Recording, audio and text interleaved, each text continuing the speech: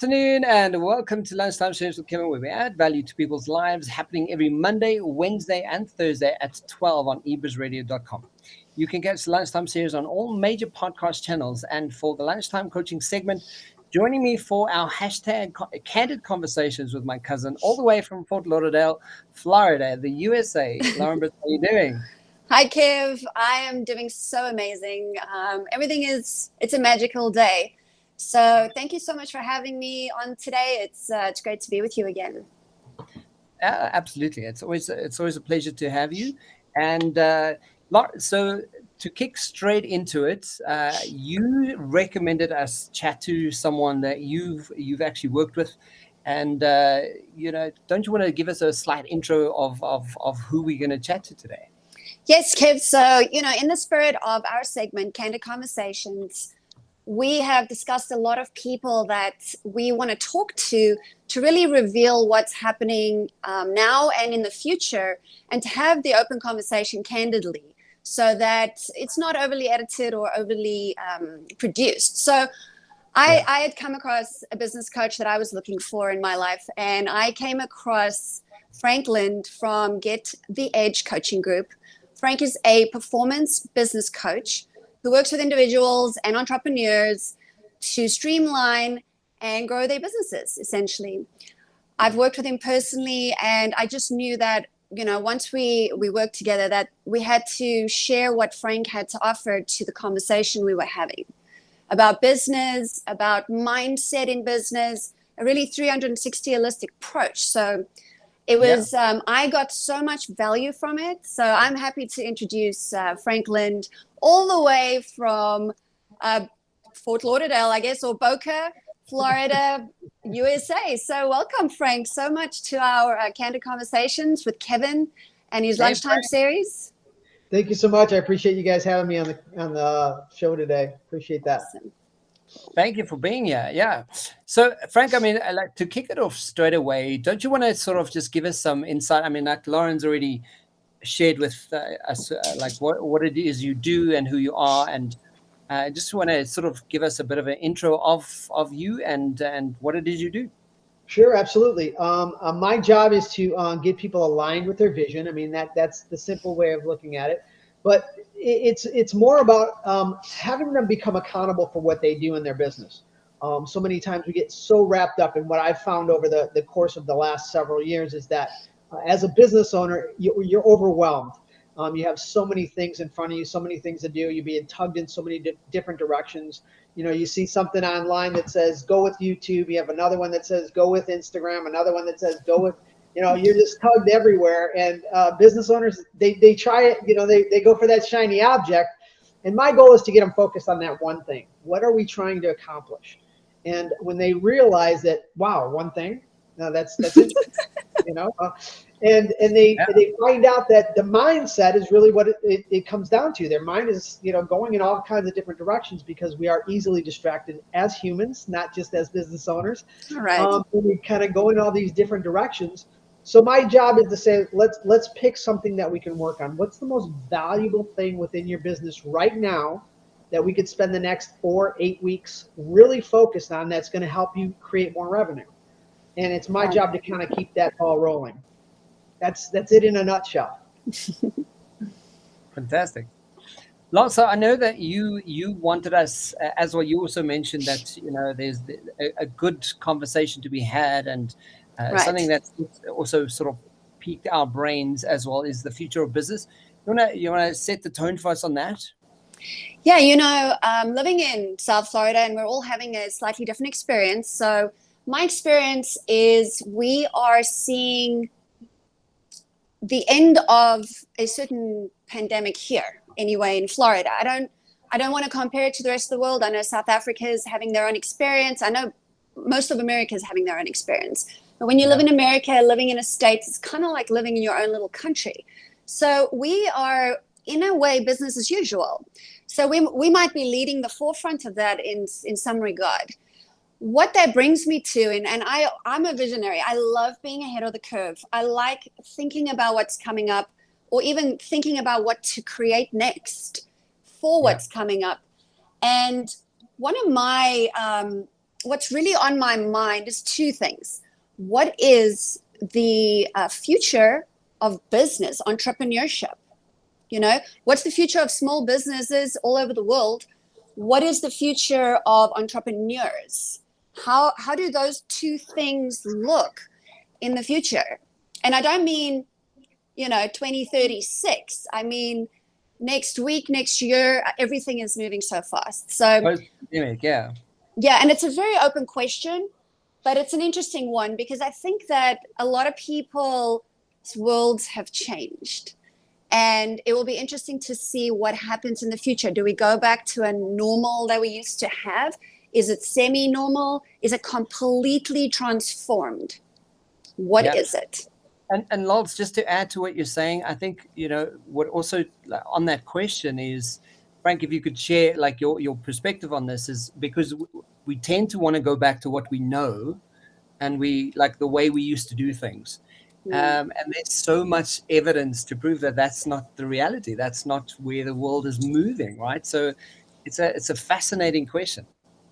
Yeah, I think that a lot of times, as you mentioned, it's human nature. We tend to gravitate towards what we know. What I like to keep my clients and my business owners that I work with is that keeping them fresh with new ideas and new thoughts. I had a conversation with a client just the other day, and she was telling me, the techniques that we're doing, it's sometimes I push back on you, but when I realized how well that I take to it later and how I could pull from it on other things moving forward, it makes it easier to really understand. And that's really what it's about, is giving business owners the tools they need so that they can pull from those things and use them later so that they're not just stuck with the same old, same old. The only way we're going to be able to shift is to have new ideas and new thoughts about new things. And that way we're able to say, let's make some changes. Kind of going back to what Lauren was saying is that, as business owners, we're going to have to shift and pivot a lot faster than we ever have. We know things in a drop of a hat could change. And again, being able to, and honored to work with Lauren and Christian, is that, knowing that at any moment can shift, and having them have the right tools to go, what, it doesn't matter if it shifts. We're ready, we're prepared, and we're going to take this on, the way it should be. And again, that comes down to mindset. How do we do that? How do we really get them prepared for that? And there's exercises to do that, because again, it's like anything else. Nobody wants to change. I mean, it's scary, it's new, and all those things that come with it. But once we start to familiarize ourselves with doing it on a regular basis, it makes it easier and prepares us for those things. Yeah. So one of the questions that I always find fascinating is especially from a coach to a coach, what is the one thing that really people really need to start focusing on, and what is that one thing that you're noticing from a coach's perspective that needs to change with running a business, being an entrepreneur, the future of how we do life and work? I like to say that fear is probably our biggest obstacle, and I know it sounds so canned, and it sounds like, oh, fear, but it is true. We tend to fear so much, and that's kind of what keeps us from accomplishing those goals, whatever they are. True. And usually we have pre ideas of what we're going to say prior to it happening because of fear. We have the same, it's like walking into a store and, what did they say to you? Can I help you? No, just looking. It's the same phrase. Our mind is kind of set up the same way. It fears, so it comes up with the same canned responses. And those canned responses are what keep us from going any further. I can't do it. I don't have, the right team. I don't have the amount of money. I don't have, all these things that were just canned phrases. We say them to ourselves, and they keep us from accomplishing those goals we want. And that's kind of scary. So people don't like, again, we live in that comfort zone, and we have everything we want. I think as a society, we're very spoiled, if I can go out and say that. We have a lot of things that at our fingertips. We can get anything we want. I can snap my fingers and have somebody deliver me coffee to my door. It makes it very easy.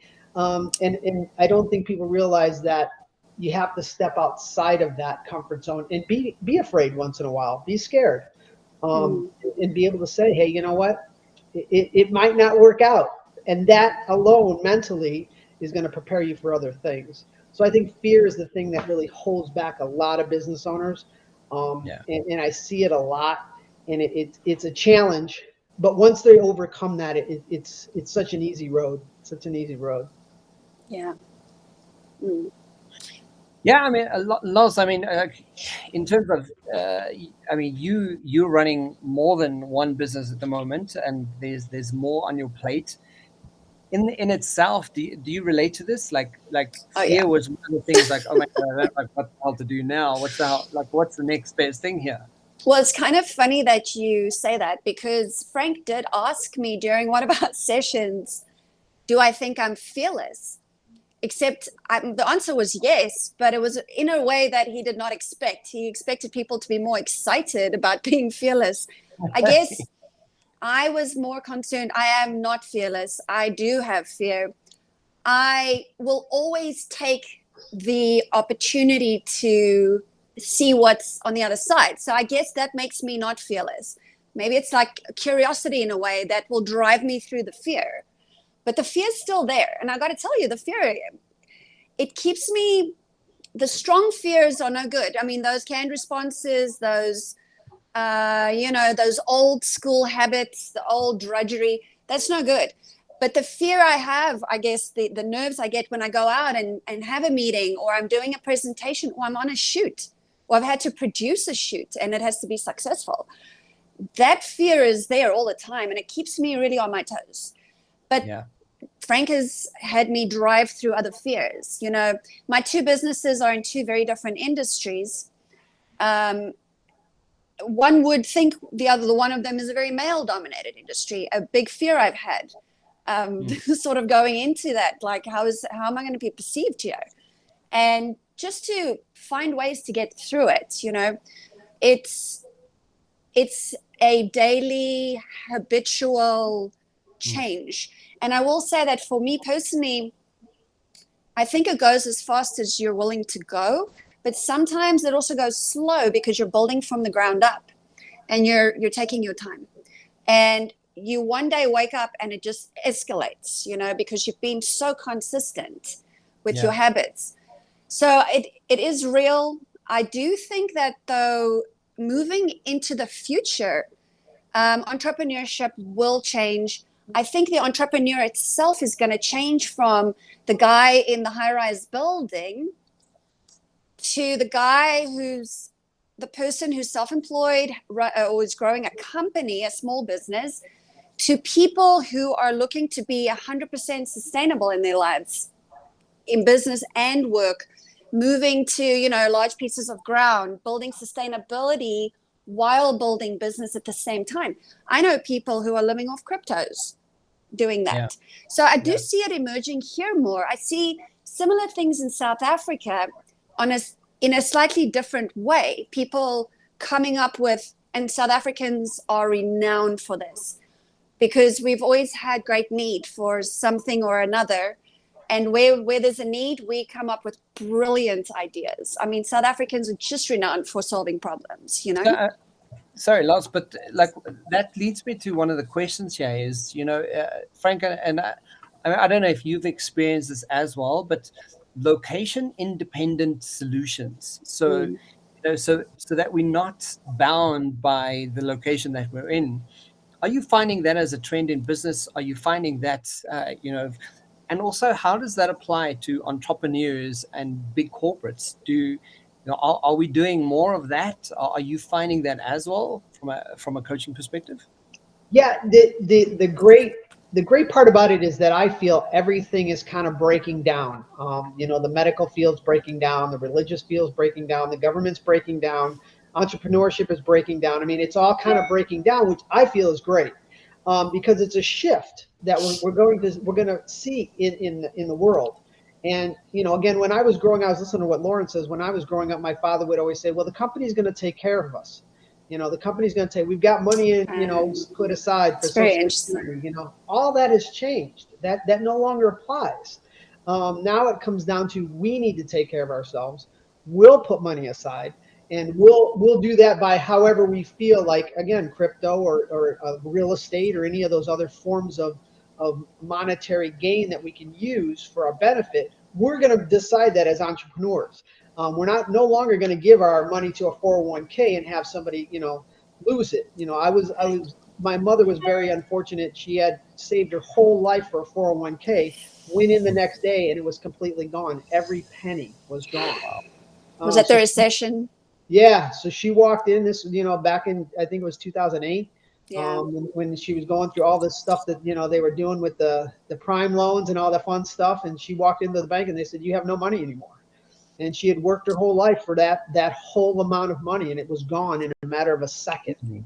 Yeah. So I think right now entrepreneurs are and even business owners are looking for new ways for that not to happen, where they're going to be like, I'm going to take control of my life, my family, my funds, and I'm going to have to do things our way.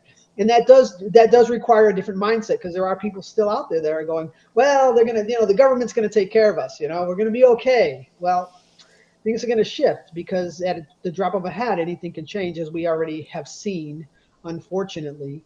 But that new mindset, again, like Lauren and her companies, these are groundbreaking companies that said, you know what, no more. We're doing this ourselves. We're going to make it work. And if it comes down to it, it's because of us we didn't make it, not because of somebody else. And that really makes you push a little bit harder. So I see the change there.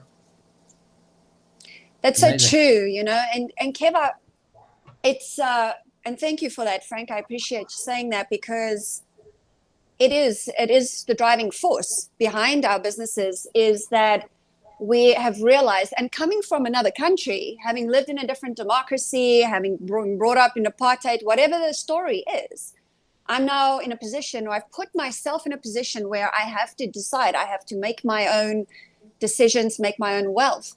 But with that said, I wanted to come back around to what you said about, the one location entrepreneur. And, I was reading this, it's a COVID response company. They do some research to see how societies go, doing during this interesting time. It's called McKinsey.com. And they've said that during their research, they've only noticed that only about 20% of jobs out there in the world are actually more efficient done remotely. So they believe that there's going to be a strong push to people coming back to physically in contact. There will always be now this remoteness, the way we're doing it. I mean, if we, Kev, when the pandemic came, you pivoted faster than most humans I've ever seen pivot. You were like, what is this device that I need to use and talk to other people? We used to have Skype, I guess, back in the day, but I'm sure it's still out there. But we had other options, and we started using them. Now, it will be great to be back in person. Maybe there's something to that. What happens when people are in the same room? Both of you could speak to that dynamic. But they do say, it's not all what we think it is. People are very remote. But even the remote place that I work in once a week, it's an office. Everyone's just rented an office space. They don't work for each other, but they all work together as a group now. And it's even better. You need a lawyer, you need a this, you need a that. They're all in the same building. So it's actually amazing. Yeah. So, Frank, to that point, so do you find that, because remote working is what it is, and, it has its ups. And for me, I love working remote. I get to do this, with people all over the world now. But, there is an essence of connection that I think, and that, some studies are actually showing how people are losing a lot of connection, and they're getting depressed. They're feeling really stunted, and, they can't find that connection. And they also get into the habit of just doing that usual kind of life that they have now, working remotely. So they even extend that extension of disconnection is even more impactful. What is the solution to that? What is your opinion about that? Yeah, I think that for me, I think that the disconnect is a bigger picture. I don't think that the disconnect is basically just us not being able to get together. I think it's the opportunity where you're being forced not to be able to get together. And that puts a different stress on you than being able to say, hey, I can get together with Kevin and Lauren anytime I want, opposed to you can't get together with them, go online. So I think that plays with our heads a little bit, and that is depressing. But again, I just, as a matter of fact, I was listening to Lauren, and I had just quoted a client who wants me to go to Orlando and do a seminar. And all I was thinking of is, do I really want to drive all that way? I mean, like, you know what I mean? It's like before I would be jump in a car, take a drive, I'm going to have a good time, but now it's like, is it worth it? And we start to rethink everything because it's now I don't want to say an inconvenience, but we're starting to think differently about how we approach it. Now, again, we're going to have an opportunity to meet with a lot of business owners for we call it a business mixer in a couple of days at a local restaurant, and we get together. So we have that opportunity to shake some hands and give some hugs and be able to talk to each other again. But if you feel that it's something that you don't want to do, you don't have to.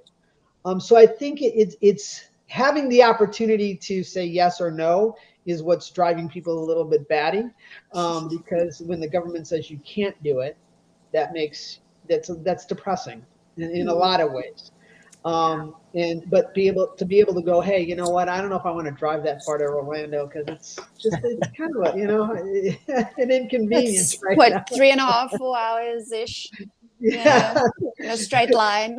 Yeah, we can go on Zoom. It's much easier. It's true. I mean, we do miss the human connection. And I guess the idea is that now we can choose. Like, do we want to go in on the connection or don't we? We don't have to. And absolutely.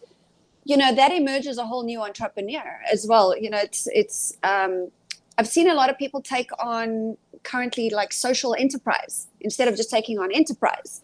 Right. Their enterprises are becoming more social, and they're, Kev, the people here are starting to care a lot about what you give away. People are becoming vigilant. And I want to say that, and I don't want to compare the two, but South Africans live in a state of vigilance that you can't imagine. So it's interesting to watch people become vigilant of their surroundings, vigilant of the person next to them, vigilant of what's happening. And when they do, they start to really care. And they have a lot of power that they actually put forward.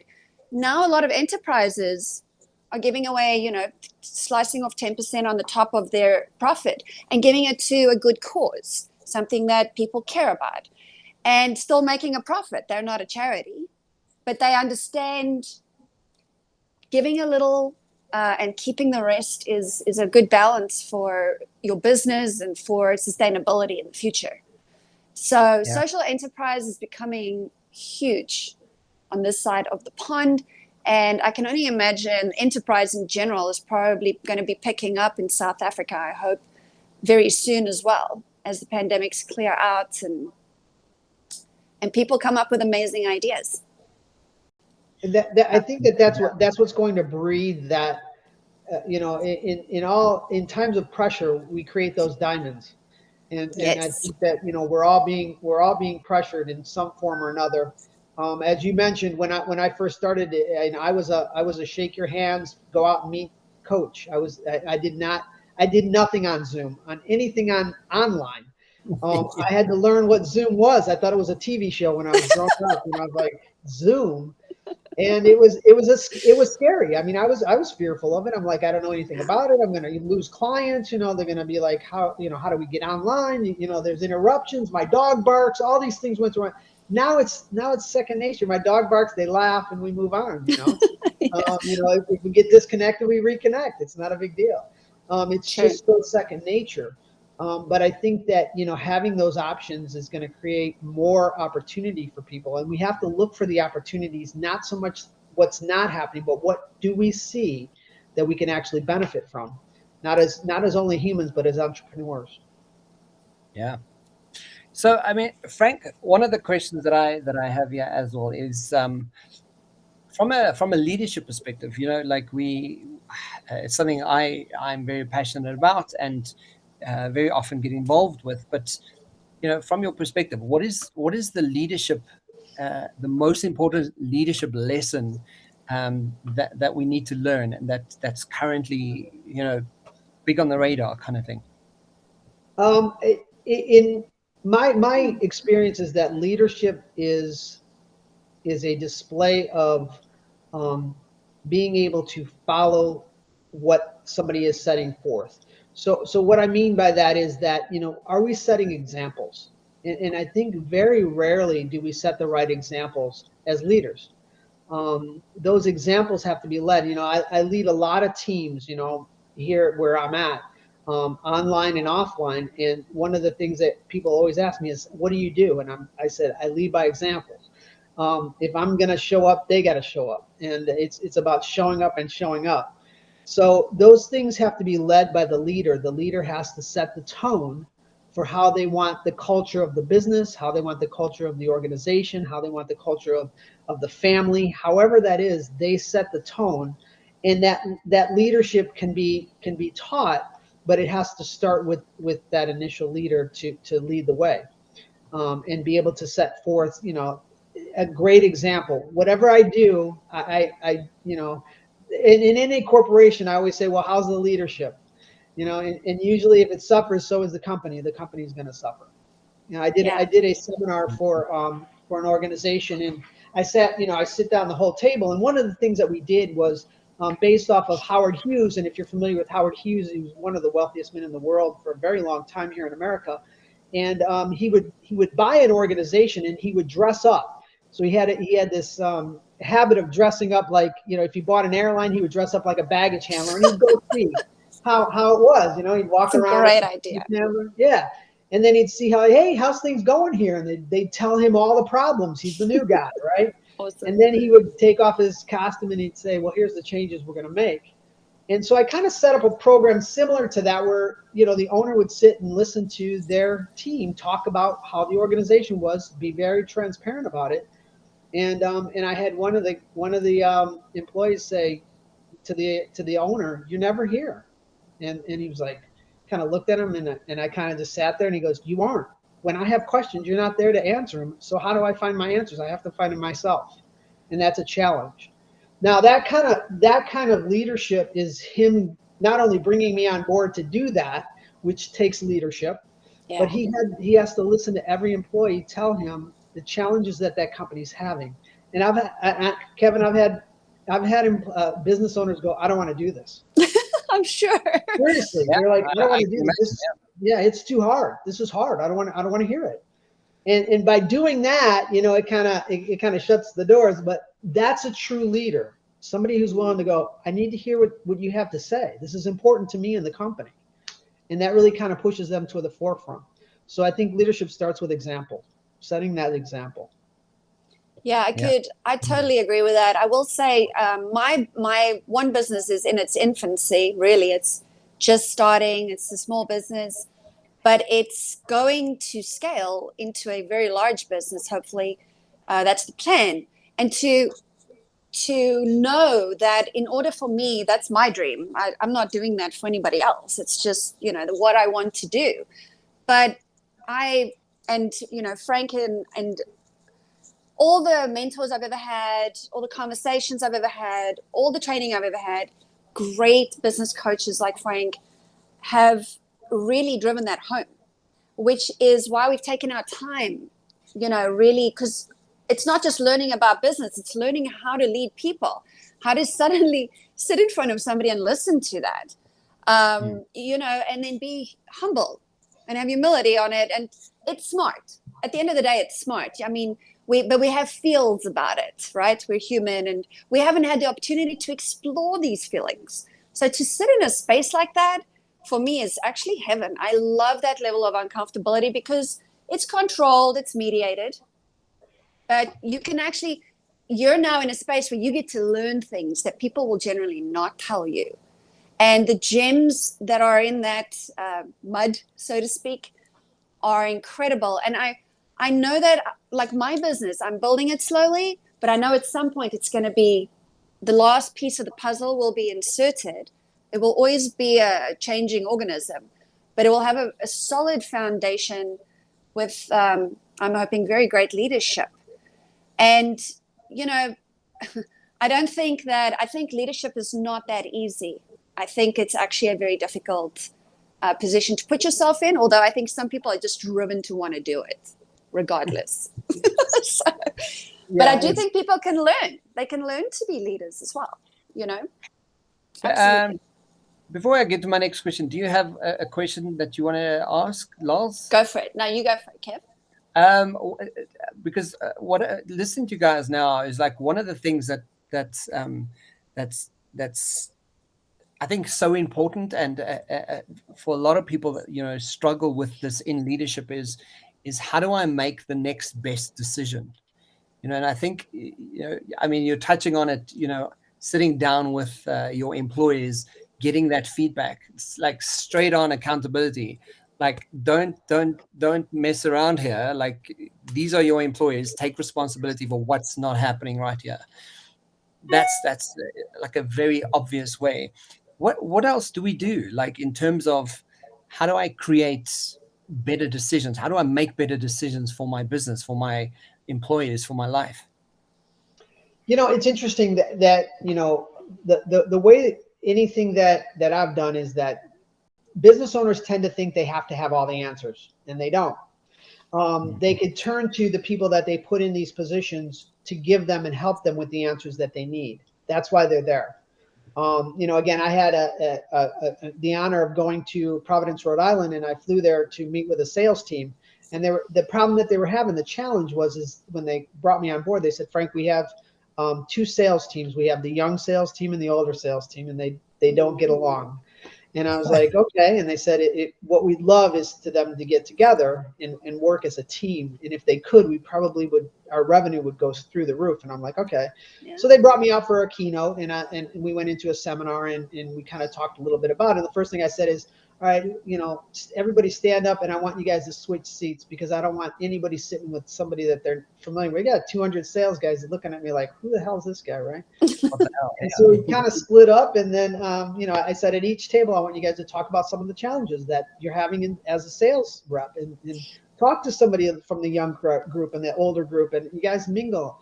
And they were able to do that and write down all the ideas. And then I said, and then I want you to talk to the owner about it. And I had a lady tap me on the shoulder at the end of the seminar, and she said, I've been here for 17 years, and I've never had my opinion heard by anyone in this organization. And she was the secretary of the CEO. Oh, wow. And she said, I've been dying to give my opinion. And she goes, to have my boss listen to me was great.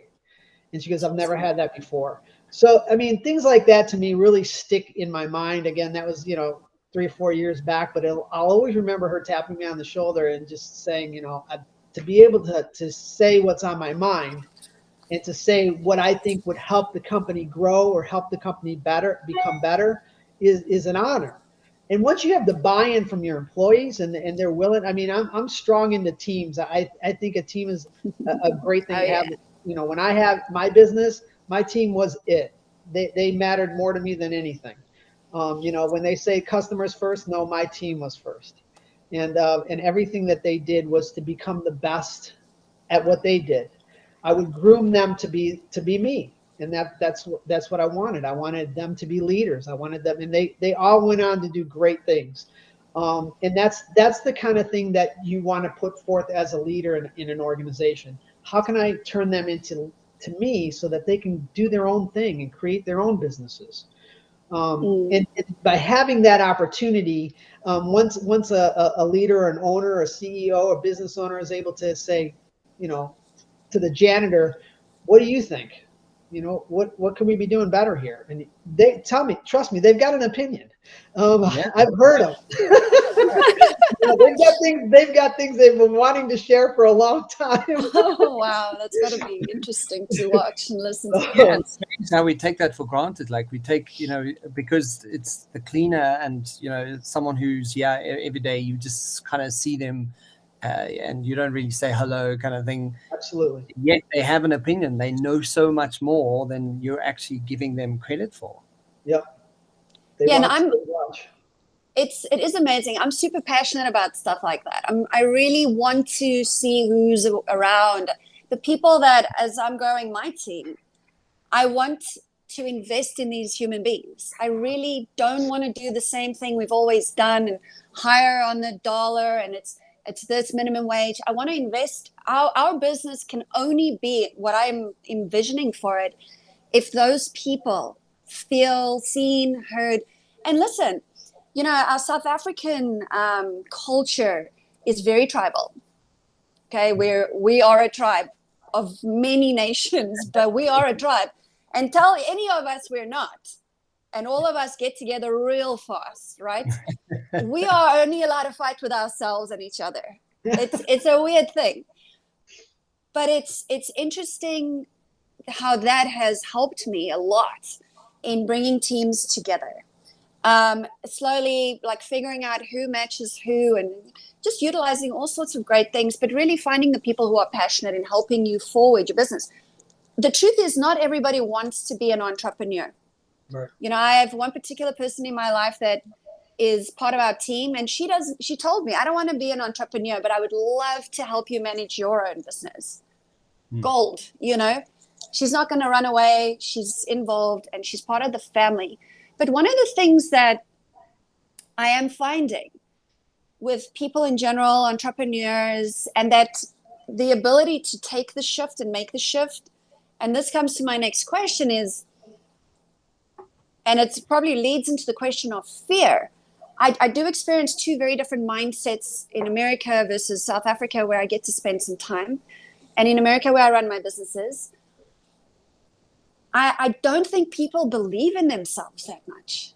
I know this is a general thing to say, but a lot of the people that are in this shift mode, they're like, you know, I want to, but I can't. And I know it's a mindset shift, but it's like really becoming quite stark. You know, what do you say to a person who is in this limbo? You know, other than the usual stuff, go for it, you can do it. You know, what do you say to a person who's thinking of starting a business, but they're absolutely just stuck and terrified? Yeah. You know, and I will say, setting up a business in America it's no easy joke, but it's easier than South Africa. So the bureaucracy is just different. But what do you say to someone like that? What do you say, Frank? What would you say? Yeah, the interesting thing is that you know, over the course of my business and having my own company, I had probably 4 or 5 assistants, and I went through them over the course of about 12 years, and I was fortunate enough to have one of them reach out to me recently and wanted to be coached, and I was a little surprised at that, and she said, I want to start my own company, and I'd like you to coach me. And I said, well, this is completely different than us working together. You know what I mean? There's exercises involved, and it's a lot of work. You know, I'm not trying to talk you out of it, but it's hard. If you want to, now is the time to turn back. And she said, no, I want to do this. And I said, okay. So I brought her on as a client recently.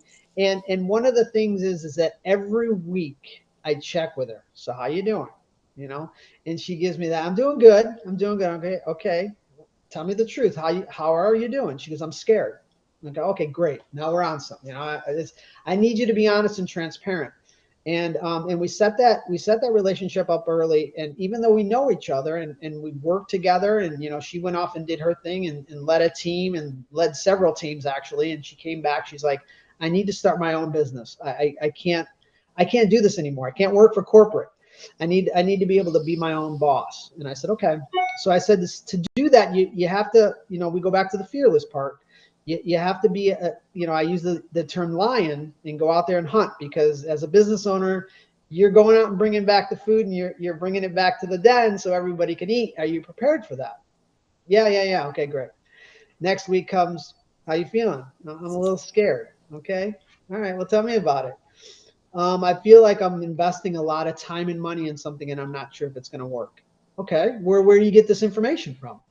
Well, I talk to people. Why are you talking to people? Who are you talking to? Yeah, if you want to get something, the reason this system works is because you have to follow the process. And again, I know exactly what you're going through because I went through it. And that's when you could talk to somebody who's been there, it makes it so much easier. I've been there.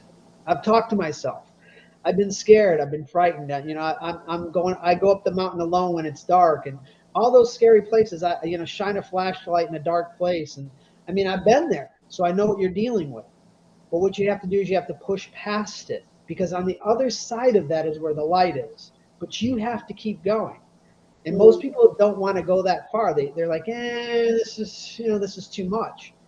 So that's where you create that big why. What is it? Why are you doing what you're doing? Right. To get what you want. Okay. If your why isn't big enough, it's not going to sustain the beating you're going to take on your way there.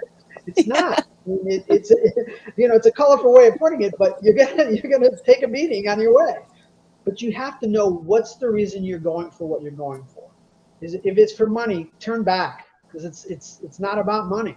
It's got to be something that you want. And she said, I want and this is what she tells me. She says, I want my son someday to look and say, my mom did this for me. No. And I said, that's your why.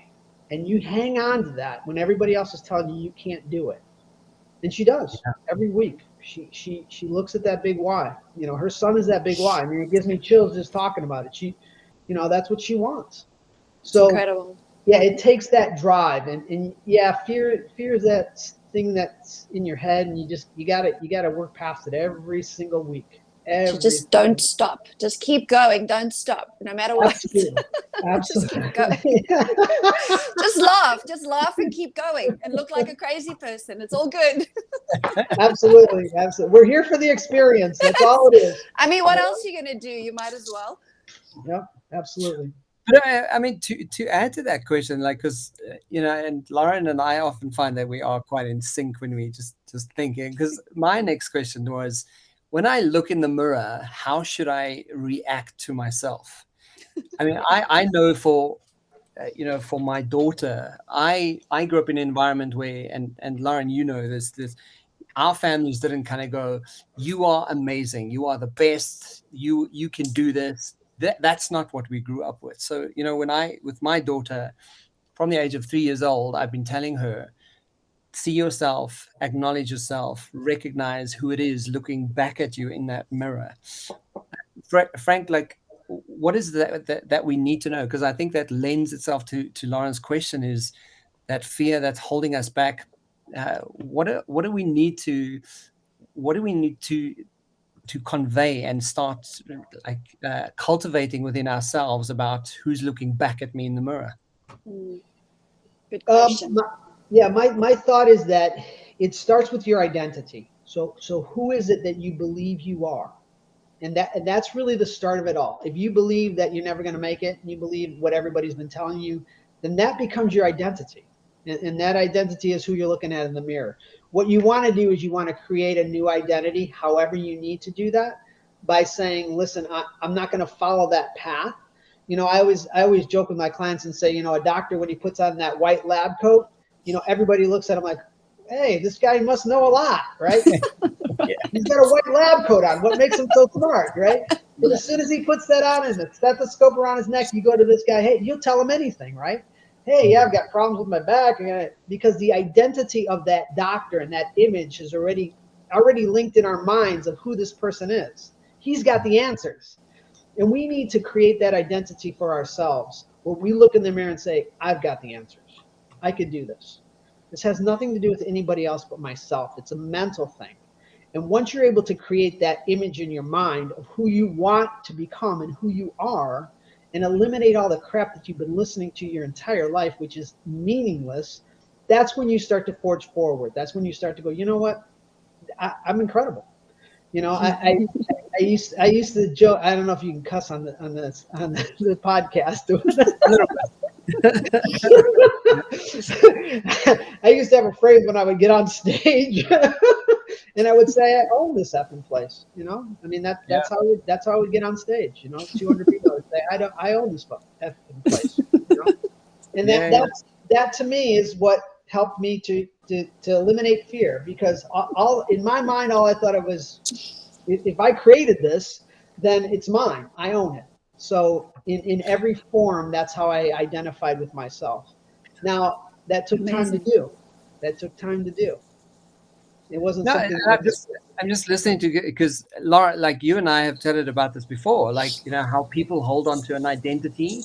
Yeah. And we get stuck there, and you know that means our lives, and then we function from that identity. We make choices from that identity. We live our lives from that. And I mean, Frank, you're saying now, like, create yourself a new identity, and I think a lot of people haven't even thought of that. They like, what the hell's that mean, right? Well, yeah, because I think a lot of the identity, and you know, I talk generally, is often pulled in from outside forces. And I would say probably most of the time. So, you know, there is this new movement of consciousness, which is also in itself very confusing, because everything that emerges has many sides to it. So, you know, it's about the consciousness of it at the end of the day. I really see very unique nuances between the two different mindsets that we play with. They're both amazing, but they function in very, very different ways often. And I would say that, you know, people here are starting to open up to that mindset. And I think a lot of South Africans are already halfway there. You know, it's starting to become clear that we are creators and we can create whatever we want. And that's such a mind-blowing concept that it's actually hard to grasp. It's like trying to plant yourself next to the universe. You know, it's very hard. But the thing is, everybody's born with a desire. Everybody's born with natural abilities. Everybody's born with whatever skill set or learns it later on.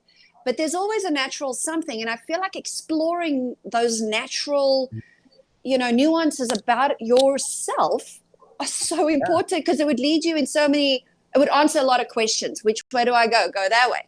It's all about really how you feel, but not about your feelings necessarily. And I think that is starting to become a very difficult thing for people. People are looking at themselves. They're probably judging. They're like, oh my God, I'm just looking at myself for the first time. Like, whoa, what is this?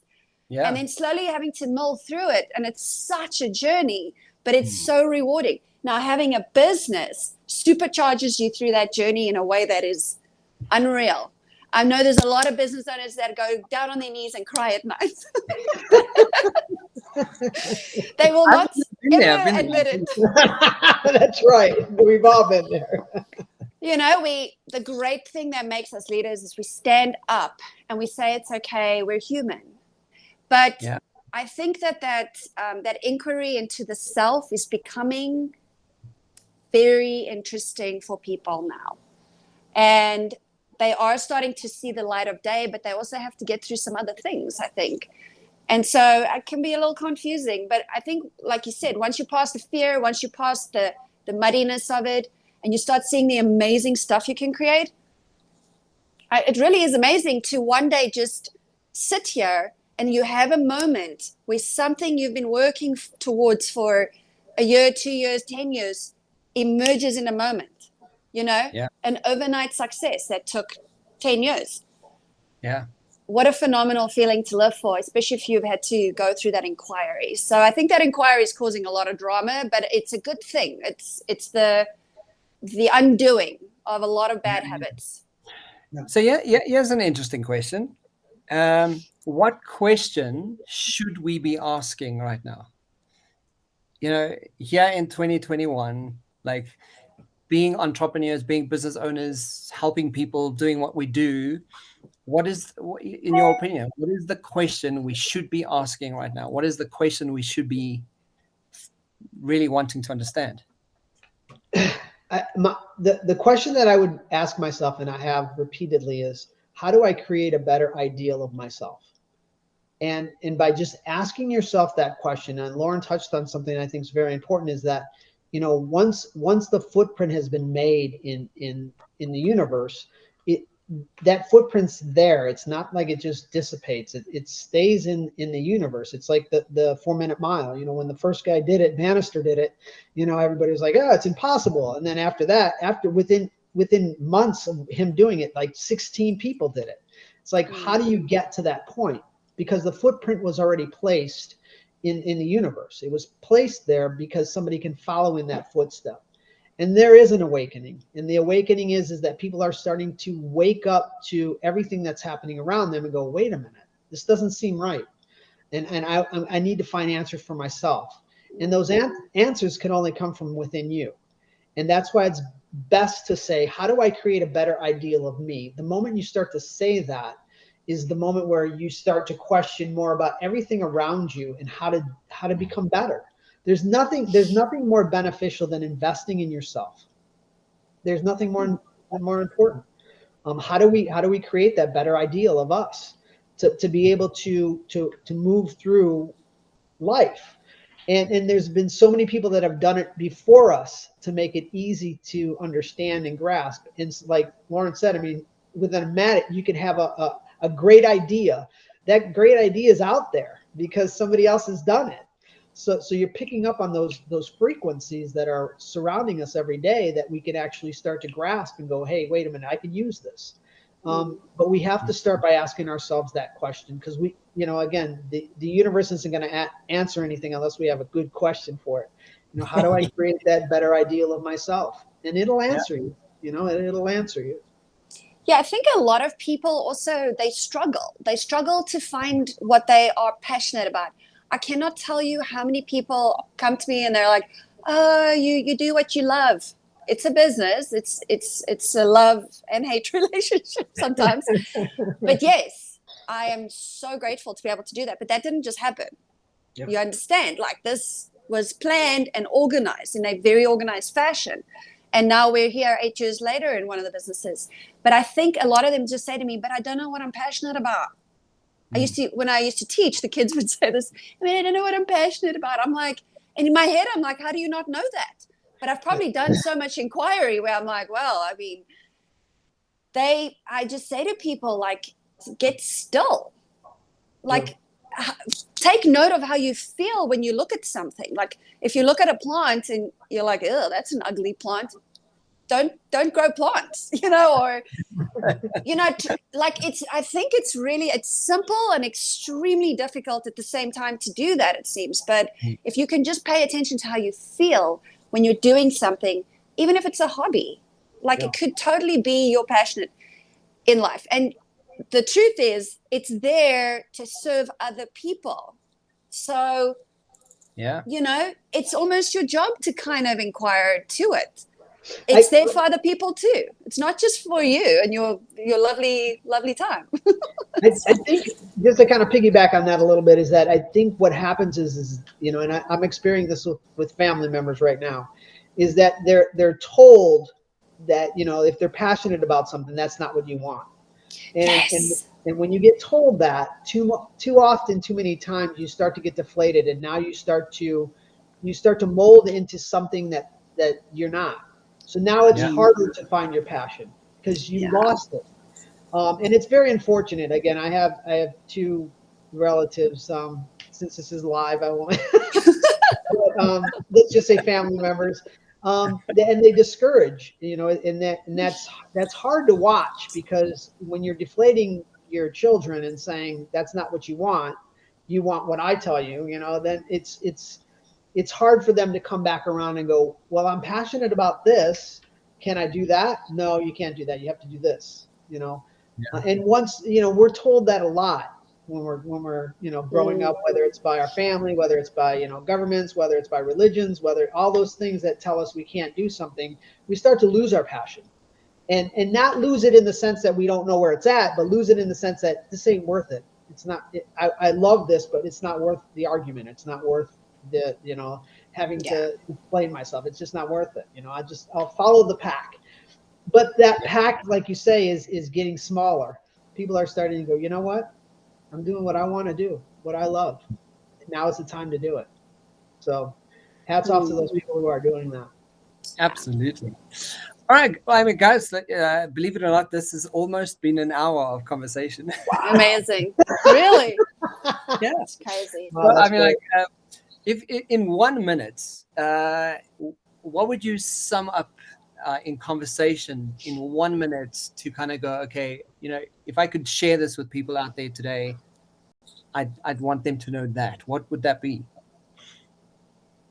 Me, I would say take the time to love yourself. I don't think a lot of people take that time. And whether you're a business owner or you're just somebody listening to this podcast, you know, just in passing, maybe you found us, you know, I say there's no such thing as accidents. If this is your first time listening, then you're listening for a reason. But take that time to really love yourself. And that moment of time, you will find so many answers within yourself that you didn't even realize were there. But it starts with that moment of time. Yeah, I would go off that as well and say, you know, once you do that and you find it and you think you got it, take action. Just do something. Don't tell anybody, even if you don't. Just keep quiet about it. So even if you fail, cool, you fail on your own, that's fine. But just do something. Like, do something. Just take a step. And I'm probably talking to myself here as well now because I have an amazing idea in my mind that I've taken no steps on. But just take the step. And I'm also going to do that. Yeah, I know a good coach. I have a great invention in my head and it just won't go away. And I'm like, okay, obviously I need to take a step here. And it's been something I've been hammering myself on. So I'm going to commit to doing that. But honestly, it is something I see with people. Like when you find that spark, it's not for nothing. No matter how frivolous it looks, take an action. Just do it. Absolutely, I love that, guys. Thank you for the conversation. That was CEO and founder of the Edge Coaching Group, Mr. Frank Lind, and my wonderful candid conversations with my cousin, co-host Laurenbritzphotography from Lauren Britz from Laurenbritzphotography. Guys, thank you for chatting and thank you for spending some time with me. I absolutely love that. Thank you, Kev. It's been awesome. Thanks, Frank. It was great to see you. You too. Thank you. See you soon. Bye. Cheers for now. Bye. See you later. Bye.